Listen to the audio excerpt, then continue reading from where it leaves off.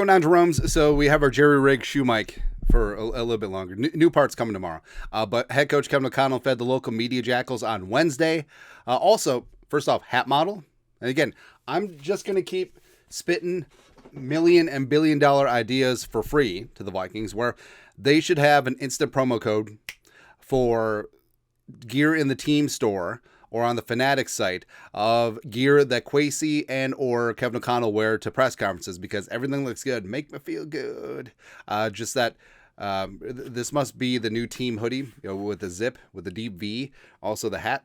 That's good to go. Also, Kevin O'Connell is sipping on some, well, probably not syrup, but it's one of those Gatorade retro cans from '94. They're bringing them back.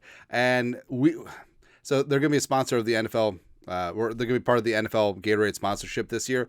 So we are mere weeks away from an NFL player doing the Stone Cold Steve Austin celly on the sideline after a touchdown or turnover with a couple of those Gatorade cans. And then they'll probably ban the Gatorade cans because the NFL is a no-fun league.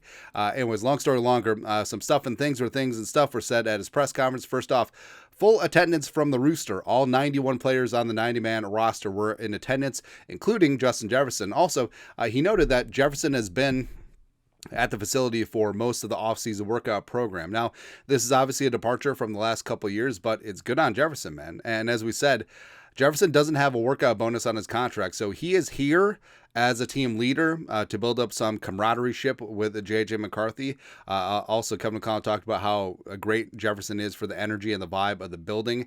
And he talked about what we've said before, where if you see the best player in the National Football League, Justin Jefferson, the best receiver in the game, working his butt off in May and June to get better, like, what's your excuse if you're someone else on the roster? It's a very good point. Also, he talked about this time of year, there's no judgment on mistakes, but there's judgment on repeat mistakes. And, talked about self-scouting in coaching and teaching as well. Plus, this time of year, it's about seeing what you can do. Can we make this throw through tight coverage? Can we do this? Can we do that?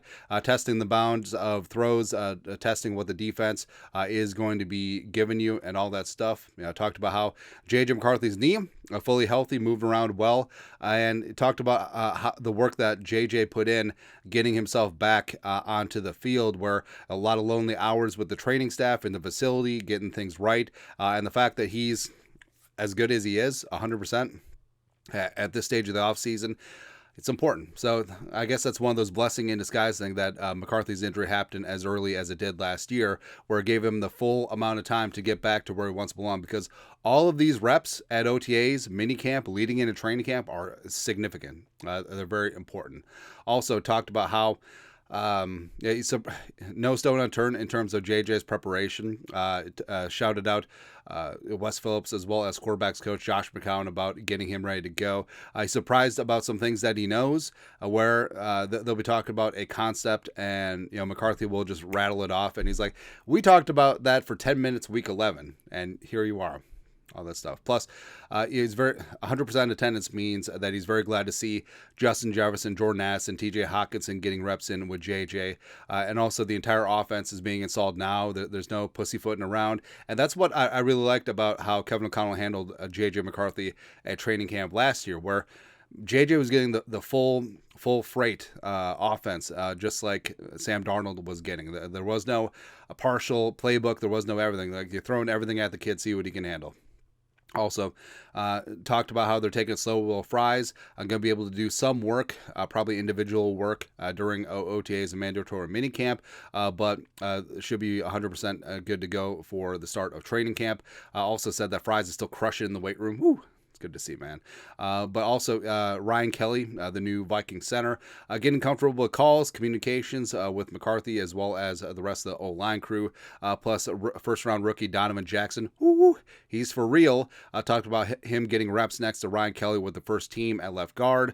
And also Blake Randall. I've been playing some left guard as well as right guard with Fries up on blocks for this moment in time. So, I mean, there's a lot of things going on, but this team is working and working entirety. Where I'm really glad that everyone is here because there's some veterans that even if they're physically unable to participate in practice, they're still here building up some camaraderie with their fellow teammates. So they're going to be out on the town. They're going to be at Game 6 on Friday.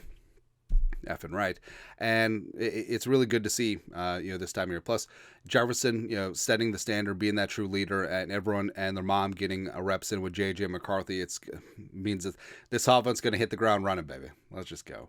Anyways, your thoughts are thoughts. Kevin O'Connell said some stuff and things to the Media Jackals on Wednesday at the presser.